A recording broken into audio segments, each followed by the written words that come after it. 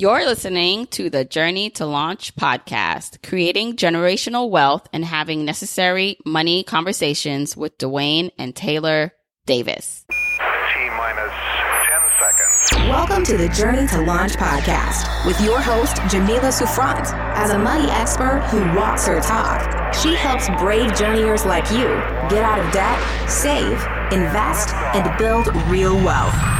Join her on the journey to launch to financial freedom in 5, 4, 3, 2, 1.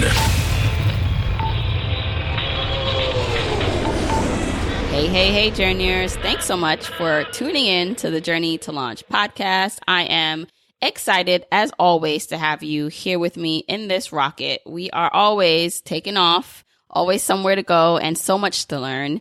And this week, I'm continuing the conversation. So last week, I had Cameron on the show who talked about how to have essential money conversations with your parents, and I hope you got a lot of good tips from that. This week, I'm actually bringing on a father and daughter duo. They've teamed together because they're very passionate about talking about money, and I'll talk about them a bit more. But before I do, just want to make sure you know that you're listening to episode 118. So episode 118. And if you want any of the episode show notes, so if you listen to something, you're like, oh, I need to know more, or I want to find out what this article was that they mentioned, go to journeytolaunch.com/episode 118, or wherever you're listening, you should be able to see the link right now. Wherever you're listening, there should be a detail section. So again, journeytolaunch.com/episode 118. Now, a little bit more about Duane and Taylor. They are a father and daughter duo, and Taylor is a daughter. She works in the financial services industry, and she is very passionate about talking about financial literacy and how to encourage parents to talk to their kids about money. And she also, she was raised by Duane Davis, her father, who has been in the financial services industry for over 34 years and has experience in wealth management. And you're going to hear about his extensive history in talking about money, how he's been trying to basically have these conversations, especially in the Black community, about building wealth. And so I'm super excited to have them both on because I really dig deep with them and talk about how we intergenerationally, right? So how can we connect and have these money conversations when our goals may be a little bit different, our starting points, especially if you're older or younger, our motivations are going to be different. And so as a family, how are you talking about money with each other? And how, as a generation and passing generational wealth, from one generation to another, how that can happen. So I really think you're going to love this episode. And let's just hop right into it. Hey, journeyers, I'm excited to have this conversation.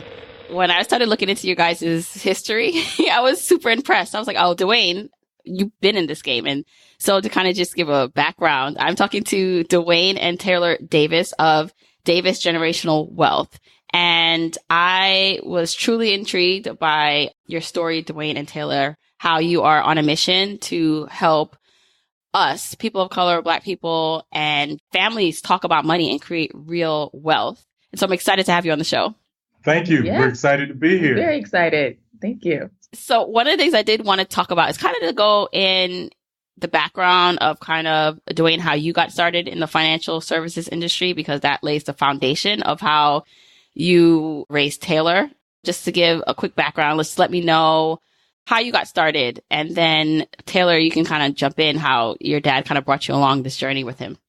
Yeah, the first thing I would say is that I was not raised around money. We didn't talk about money at the kitchen table. But I remember in high school, I went to see my counselor, and they had, it wasn't a computer back then in the olden days. It was probably some file card system. I don't know. But you could flip through it, and it would give you different careers and income. And so to me, I've always been fascinated with money and with wealth. So initially I picked something. I wanted to be a psychiatrist because the psychiatrist card was one of the highest. Didn't know anything about it, but that's what I wanted to do, right? Well, as time went on, what I realized is that since I had that interest, I wanted to do something where I could work with people who had money so that then I could learn, one, how did they get it? And two, once they got it, what did they do with it? And so that's the the short answer to how I moved towards the financial industry. It's interesting because I picked my career based on that too. When I was looking at what should I do, I was like, okay, I want to earn money. So, business management, I had no clue. And I was just like, well, it sounds like I'd make money doing that. But that was mostly my motivation, was to learn about money and how to handle it. So Right. I said this in the official intro, but I don't think I specifically said it just now when I kind of teed you guys up, but you are a father and daughter duo. And you, Duane, as you elevated yourself, and you talk about a little bit in your story as we go, your career in financial services, you started your family, and then, you came up in a family now that talked about money. So Duane, you didn't come up in a family that talked about money, but Taylor, you did. And so I definitely want to talk about like what those conversations look like for people who now have the awareness, right? And have a family of their own, they can start talking about this. But why did you guys come together now, right? So you guys, Duane, you have your own career. Taylor, you're younger, but like, why did you choose to come together and start your company together to talk about this? I think kind of like what you touched on, it's important for us as minorities, as African Americans, to speak about money, not only amongst ourselves, but in our community, in our families. And so we just kind of noticed that the way that we approached money in our family was different from the ways other families do or do not talk about money. And we really wanted to come together and kind of spark that conversation amongst our community. And that's where Generational Wealth Education Initiative, that's the full name, that's where that came from. And we've just had a great time going and talking to folks about their money and helping folks think about how they can talk to their families and their friends and their communities about, their financial journeys as well. Yeah, and it actually, a lot of it started in college, right? Yeah. Having friends around you, and you were thinking everybody grew up this way. Yeah. Because you didn't know any different. And so Taylor really sparked this, was her interest in helping her generation as well. So can we talk about like the actual lessons? Because what did that look like growing up? I know, Duane, like I definitely, because, when you sent me your website and I was looking at like you had clippings from newspapers, like you opened up at the stock market with Taylor for something. Right. Yeah, we've been doing this for a while.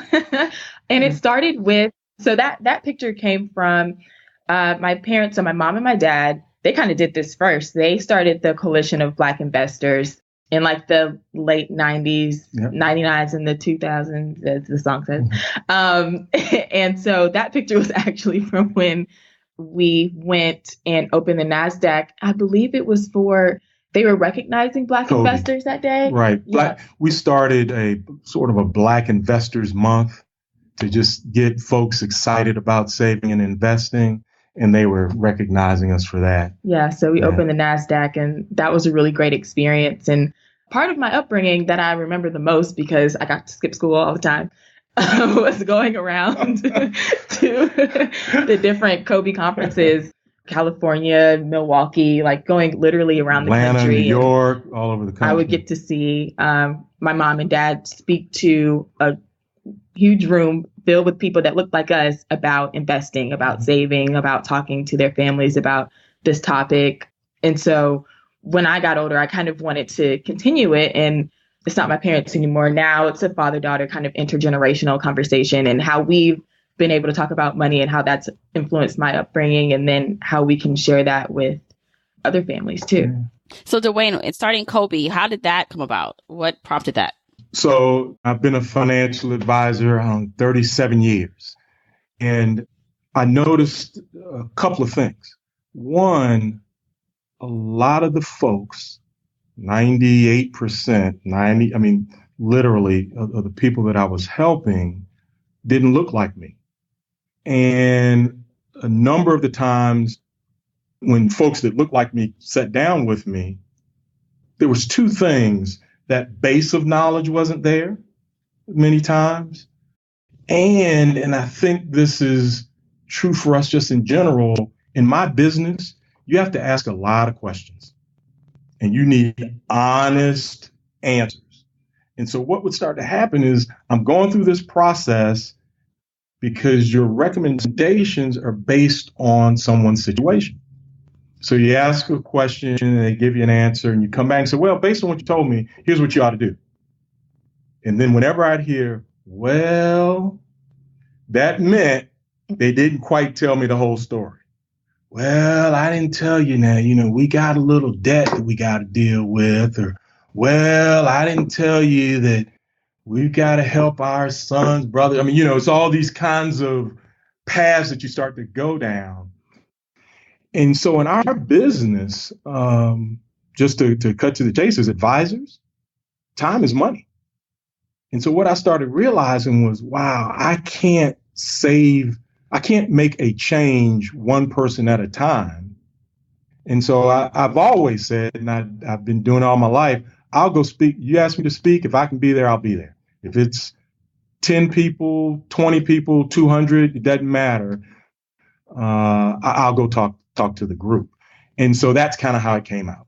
Just purely nonprofit. It was all about trying to help educate our community. And to get our community to be able to sit down in a room and look at people that look like them that are in the industry. Because a lot of the investment conferences, even as a professional that I would go to or individuals would go to, most of the folks there would be white. The majority of the folks would also be white males. And so the comfort level is different. If you're, only 5 of 150 people, and you're scattered around, it just feels different. But what we wanted to create, and we talked about this, was a family environment.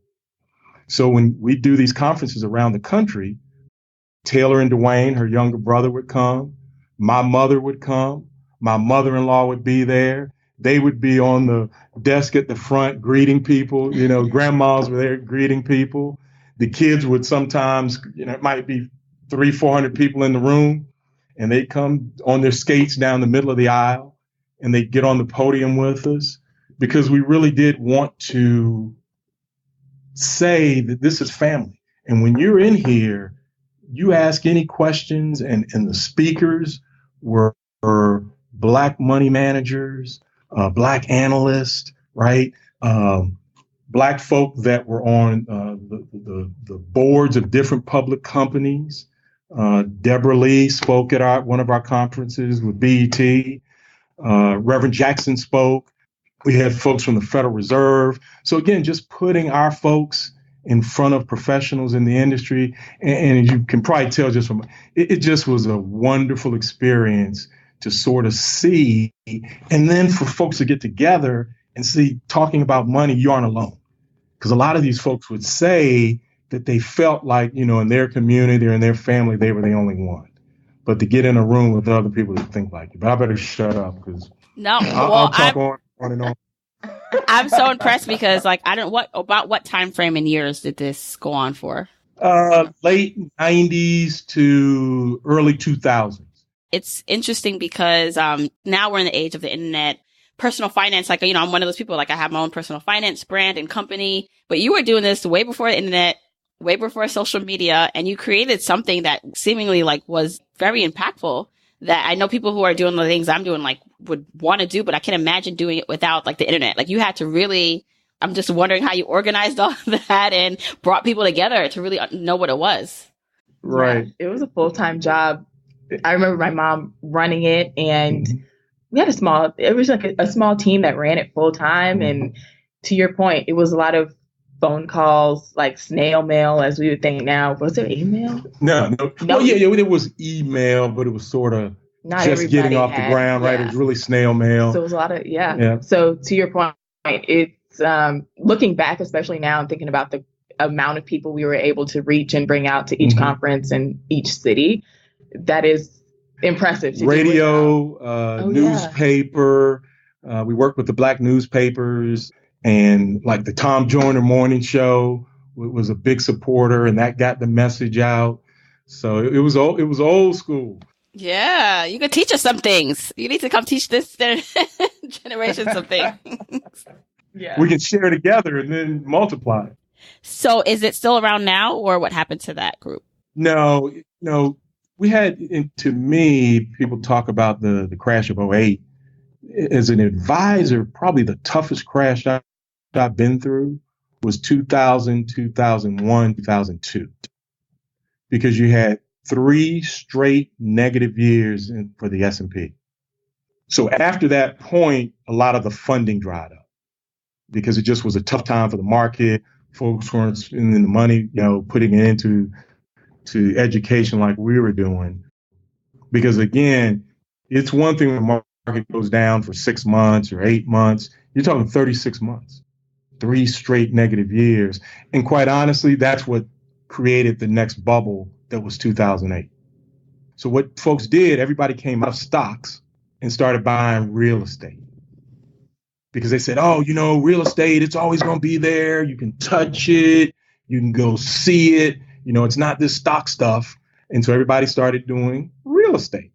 And what everything kind of rolls around to the same thing. If too much money starts chasing one thing, it bids the price too high. And that's how you create a bubble, right? And recently you've seen it with Bitcoin. I mean, it just happens all the time in the markets. And so, but that was the worst one. So our funding dried up. Yeah.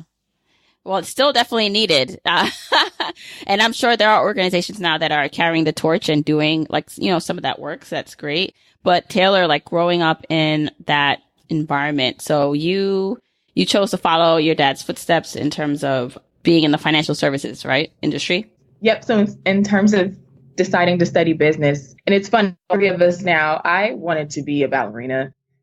I wanted to dance. And my mom was like, no, you probably can't make a bunch of money being a dancer, right? And I was like, okay, so let me do something else. So I decided to go to undergrad and study business. I went to Howard, so I graduated from School of Business at Howard. And I knew I wanted to go into financial services because unlike, some people, I actually like the structure of corporate America, to be honest. So I wanted to go into financial services. I've actually been an HR consultant for the past 4 years. So not directly with doing wealth management, but having this generational wealth as an outlet.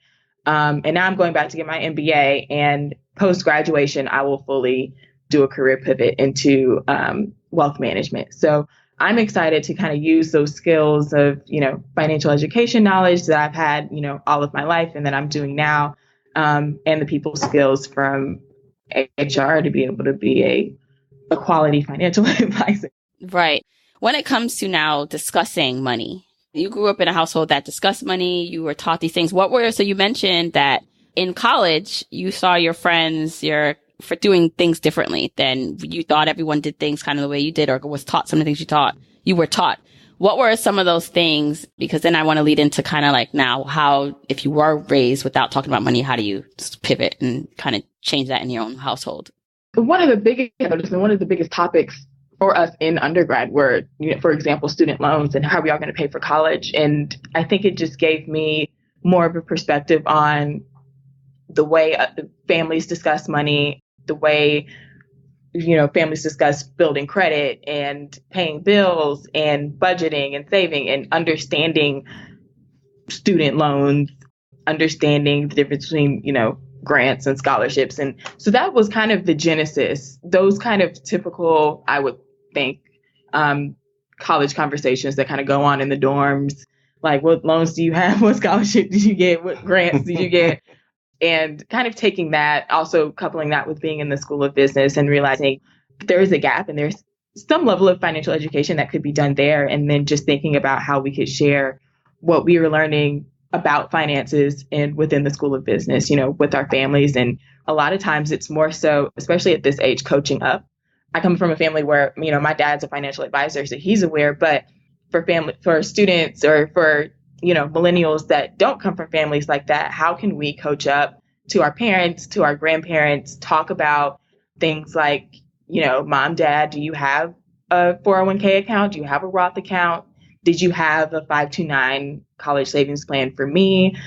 Thinking about younger siblings, like, should we start one for our younger siblings? Should we now think about, nieces, nephews, grandkids, like thinking about that as a family and, not being so shy or not shy necessarily, but not coming out of a place where it's seen as kind of taboo to talk about money, especially within your own family. And I think, especially now in media, it's making that a little bit easier with Jay-Z and Beyonce, for example. I'm sure, there are others, but I'm Beehive. They're talking about, generational wealth and the importance of talking about money with your families and exposing, your kids, your grandkids, your grandparents, everyone to that conversation. I love the concept of coaching up because there is a skill and approach that you have to take with it. Especially I feel like in the Black family, where maybe it's not talked about and there's a level of respect. I mean, doesn't matter like what color you are, level of respect for your parents or grandparents, right? But I feel like because a lot of us were not like taught about this and it's taboo and it can be a little embarrassing or kind of like, who you telling me what to do now? Like kind of thing is to be able to approach it in a way where they're receptive to advice and to you helping. Especially now, I feel like our generation, I'm older than you, Taylor, but where we're growing up in a way in which now we know better. We know, a lot more than probably our parents know. So now it's time to like help them. What are some like tips or examples of approaching like the conversation? So right now that your mom or grandmom, they're not probably, you actually don't even know what their finances are like, but you can assume that it's not on the right track. What's like the best way to approach them to have a conversation about it? I think maybe one of the ways just to open the door would be just starting the conversation. So saying, what did you learn about money growing up? Or because in the Black community, we do kind of have these, I don't want to say these sayings. Yes, perfect. Exactly. These sayings and these practices that we do. So like putting the money under the mattress or having your money somewhere that we can hold it, like not trusting banks, not trusting the financial institutions, and just opening the conversation that way and understanding whether it's your parents' generations or your grandparents' generation, what do they think about money? What is their current mindset around money? And then being able to use that to just pivot into, like they are different, even if it's going to the bank together, or pivot into, you don't have to have your money in the wall. Like even, what is that, Tyler? There's some Tyler Perry movie where they like find money in the wall. Like literally the granddad put all his money in the wall. And just being able to have that conversation to where, whether it's a Black owned bank or one of the major, financial institutions, like, let's just go and open up a bank account. And here's a way that you can look at this on your phone or online, because there are other conversations about technology that really honestly kind of also make their way into this money conversation. But just seeing where they are now and opening that door. If you obviously in this conversation, you're younger. And so you almost can ask them for advice. Mm-hmm. What would you do different? I'm just getting started. Mom, dad, grandmom, granddad, aunt, uncle. And I'm really just talking to people and finding out, what things that you do financially or wherever you want to carry it that I should think about. And are there any things that I shouldn't do? So, and people, I think our family always wants the best for us. So typically they're going to tell you, that one thing we did, we shouldn't have done was this. And then once that door is opened, it allows you to just have some conversations. Yep. Sometimes people are so gung-ho that it can be overbearing. And so I think you have to go at their pace. Yep. And if they're slowing down a little bit, just slow down and come back the next time the family gets together. You don't have to get it all out at one Thanksgiving. Yeah. And yeah. kind of that's a great point. We kind of use different holidays and family gatherings and kind of put one topic of conversation on the table and just see where it goes from there. And sometimes it's my uncle that'll just say, I read about buying foreclosed properties and, paying off the property tax and doing that type of thing. And that'll just pivot us into a conversation about real estate. Or sometimes it'll be someone else like, oh, Taylor, do you contribute to your 401k? And that'll open the conversation about retirement savings for everybody that's kind of around the table. Just understanding where the conversation goes, because sometimes it's just opening a bank account. Maybe the next step is talking about savings, a spending plan, and really just opening the door and seeing kind of where that conversation can lead and steering it.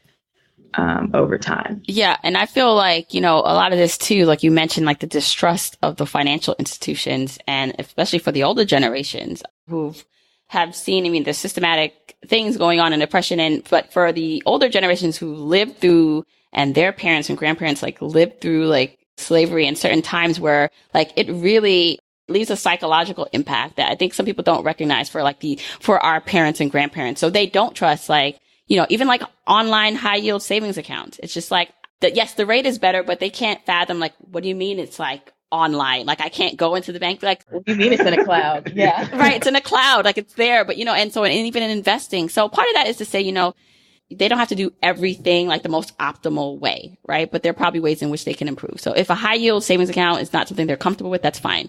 But it's also just, being patient and meeting them where they are with the conversations. Also, like you said, the conversation needs to at least be had, and you start somewhere. Taylor, it's funny because you mentioned Beyonce and Jay-Z, and then your dad laughed, and it's like funny because for us, I love when artists and people in the culture reference and talk about money and building wealth, because it makes it cool. So you see the other side of okay, what it looks like what are the tangible results the everyday person can achieve. And what I do believe we have it's like generations have different inspirations and ways in which content and information resonates, right, with us. So, I guess with that, is there a dance, and Duane or Taylor, you can both answer this. Is there an approach or a way in which, because, you're talking about the same thing, but you're talking about it in different ways, or your motivations are different, based on your culture and the age that you grew up in, kind of thing? Yes, I think for my generation, I definitely saw a peak in interest in talking about investing, specifically having multiple streams of income, once different artists and different influencers kind of started talking about it themselves. I definitely try when I'm speaking to millennials, maybe some Gen X, Gen Z, about investing, about spending plans, about what the first steps are. I definitely reference pop culture, who's doing it, even talking about different trends. And one of the examples that really tends to resonate is about LVMH. So Rihanna just, launched her new line, but just talking about buying bottles of Moet, buying bottles of Hennessy, buying Louis Vuitton bags and accessories, and thinking about the cost of those things. Specifically, Louis Vuitton bags is what I go to. Here's this $2,000 bag, but did you know that LVMH is actually a publicly traded company, and that you could buy a share of LVMH and be a quote unquote owner or have equity in this business that sells these bags for only $260? It trades around $260.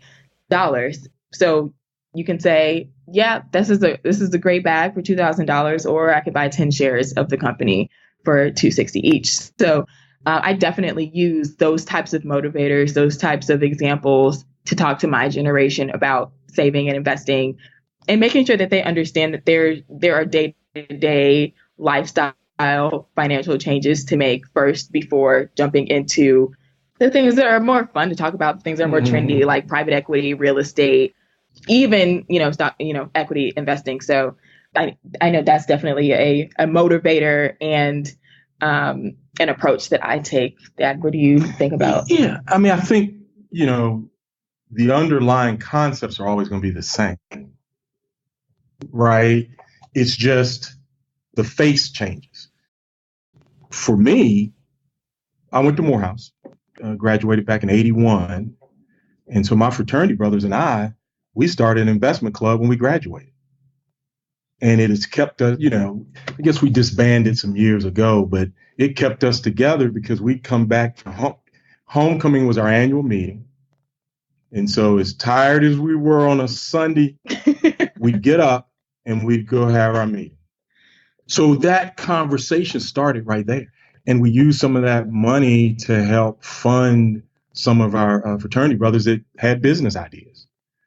And so that pooling of resources, that learning, there were bumps and all those things, but that's the key. That's how you learn about money and how to have conversations and what you need to do, right? Okay, we're friends, but we still need to document this properly. We still need to have two separate sets of attorneys review documents. So it's all those kinds of things. But yeah. Yeah. Yeah.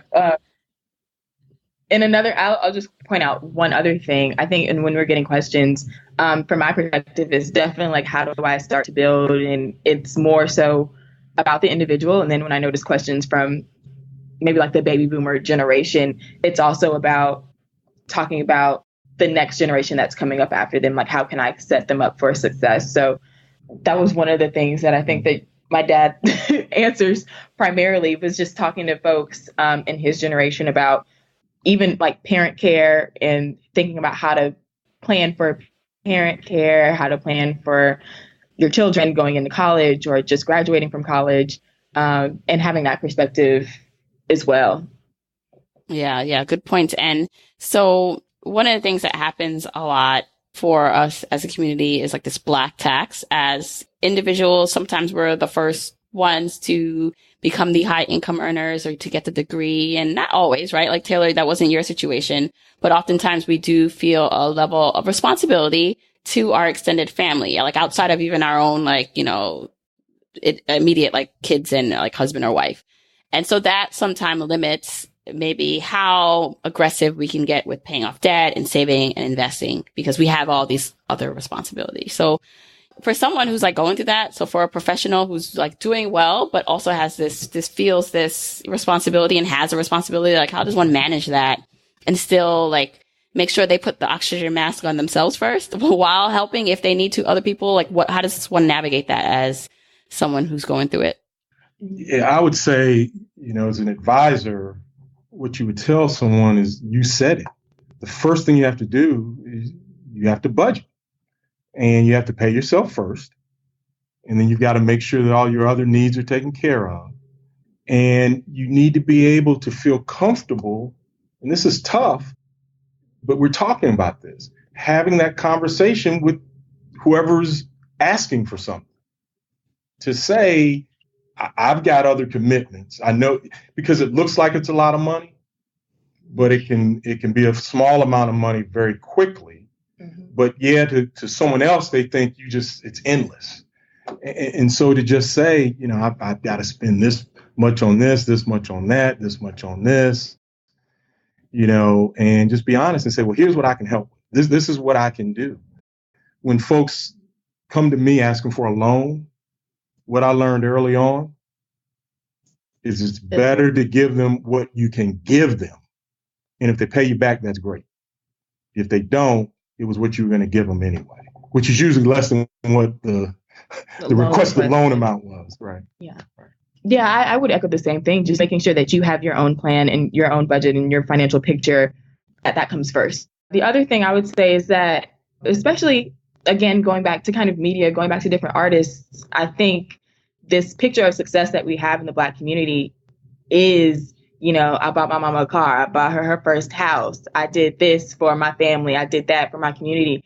And I think all of that is great. And I think all of that is important, especially in conversations about talking about finance with your family. But talking about finance with your family and generational wealth is more than just, providing for that family, but then also understanding how your family and everybody within it understands money for themselves. Because generational wealth, it's tough for that wealth to last in a family without all of the family having knowledge. One of the families that I read about were the Rockefellers, and the reason that they have their money still to this day after all of these graduation, after all these generations, is because they have an annual, or actually I think it's quarterly. I think they have a quarterly meeting with their family about what their family does, about the family business, about having a financial plan within their family. Because I think without passing the money and the knowledge, the money will run dry, as as my dad said. So I think it's just important to have that conversation, even if you are in a position where you can, loan that money, just so that both parties understand, what that plan is for the money, what a budget, how you're budgeting the money, how you're using the money, So that you're not only passing on the dollars itself, but then also that knowledge. Right. And then that will help both parties eventually, hopefully, get to a place where you can be, have your own financial independence. Yeah.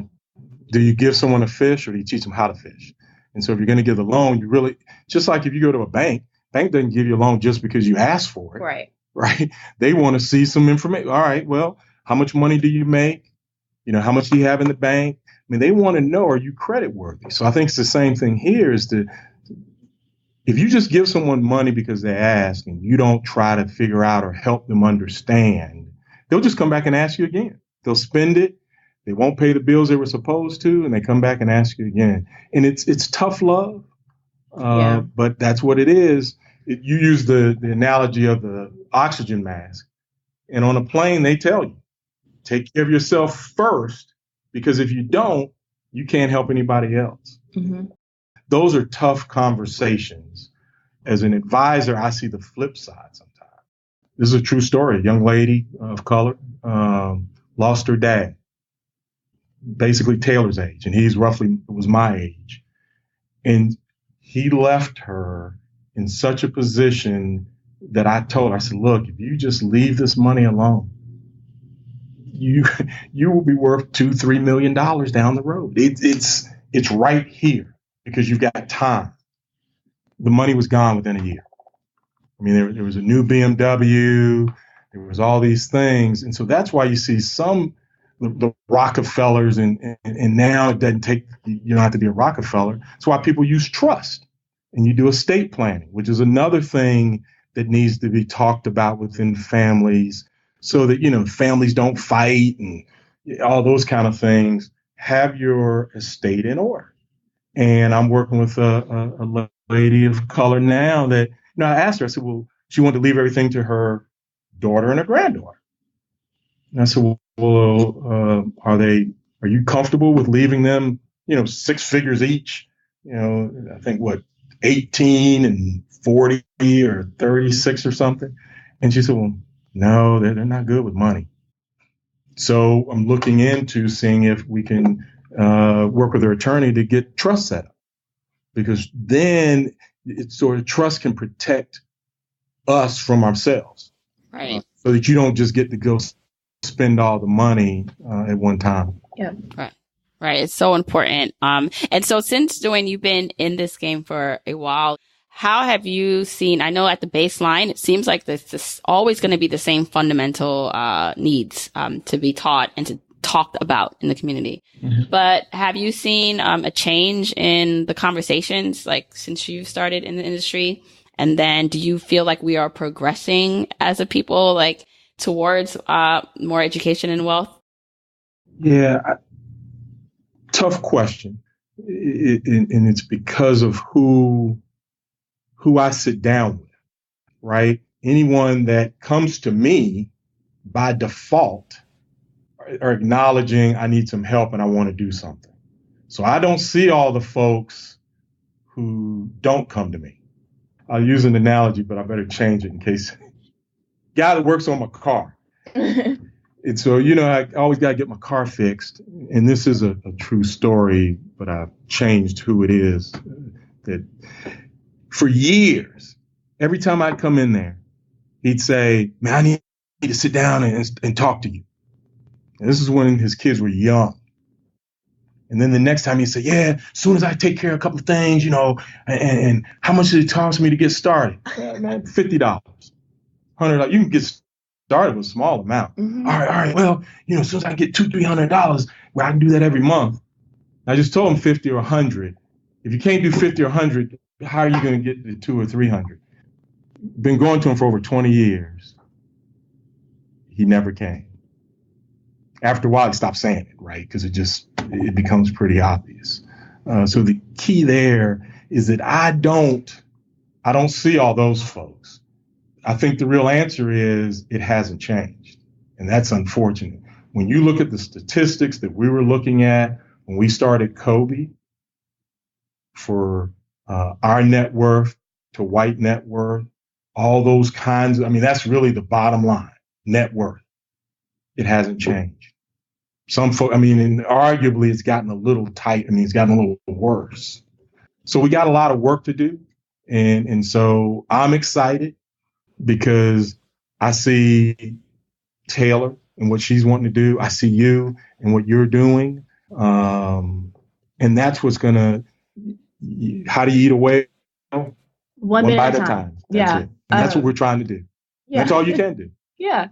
And I think just with the change in how folks are talking about this more freely and how their pages, like our social media, your social media, there's a lot of Black women, women of color that I discovered through starting Generational Wealth and being on Instagram. And I said, oh, there's, folks like us all over the country that are our age that are, doing what we can with our communities and our outreach to just kind of spread the word. And I've had friends as a result come to me and say, just ask me about budgeting, ask me about how much they should be contributing to, their retirement savings, ask me about 529 college plans for their kids. And so I'm hopeful that, through work like what you're doing, through work like what we're doing, we will start to make a change and start to talk about it more and build. And you're right. I mean, there's a huge change from that perspective, right? Just the number of folks that because of the internet, you can do it and everybody sort of knows you're doing it. So I think that's huge. My wife used to get mad at me talking about Kobe because everything was where you'll be 20 years from now, 50 years from now, 100 years from now. But that's what it's going to take to close that gap. And at the core of that, we have to become more savers and investors than consumers. Yeah. And so a lot of the things, capitalism, what I tell folks is, isn't it interesting that we go to school for 18 years at the very least? Well, not 12.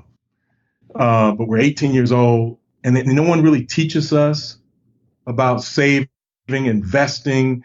What we're taught is how to earn a living, but not what to do with that money once we get it. But that's capitalism. Capitalism doesn't really want you to keep a lot of your money, because if everybody kept all their money, companies wouldn't make it. So that's part of this whole message that we've got to get through. And that's what I like about what you're talking about with was LVJM. LVMH. Yeah. So, and this is why I don't know if you've, Duane and Taylor, you have probably heard of it because you know my stuff, but Duane, I don't know if you've heard of the FIRE movement, the Financial Independent Retire Early movement. Have you heard of that? Oh, of course. Okay, good. Yeah. Now, did you start it? I did not start it. I wish I did, but I did not start it. Okay, that's what I'm saying. I know of it. And so I was like, man, I didn't know. Yeah. No, I didn't start it, but what I'm doing is, so part of me is that is a very ambitious goal to retire earlier, or at least opt out of the workforce early, right? Like some people are not even on track at the standard age, right? And this movement or this push is to say, well, it's possible that you can actually opt out earlier, but it's going to take a lot more of aggressive saving and investing to do that. And for me, when I heard about that, I was like, wait, what is this thing? How are people like leaving their corporate jobs, early and traveling and choosing what they do for work? I want to get on that. And then I realized there were not a lot of people who looked like me who had like bigger platforms talking about it, which is why I started Journey to Launch. And so my goal is that for me, what this is like, even if it's just planting the seed, right, of this idea that there's something called financial independence and retiring early. There's something called it. It might not be for you, but there's something that it's called that, and you can learn more about it and go down a rabbit hole and do your research. And I feel like that kind of access, or that kind of access to information is so important. And then it takes like us, like this representation matters, talking about it, I'm someone who looks like them and who talks like them and who has a similar background that makes people feel like, wait, if she can do this, maybe this is something I can do too, instead of it feeling like it's something that's not for them. I think you've hit it. And, what it does is it lets you do a couple things. It lets you say, hey, I want to go do this. Or if you'll notice, and I'm not talking about athletes now, I'm talking about where the real money is. Folks are 75, 80 years old and still working. They've been financially independent for I don't know how long, right? Warren Buffett. I mean, you just look at the number of folks, but then it becomes you're working for the joy of whatever it is. Right. Right. People ask me, when are you going to retire?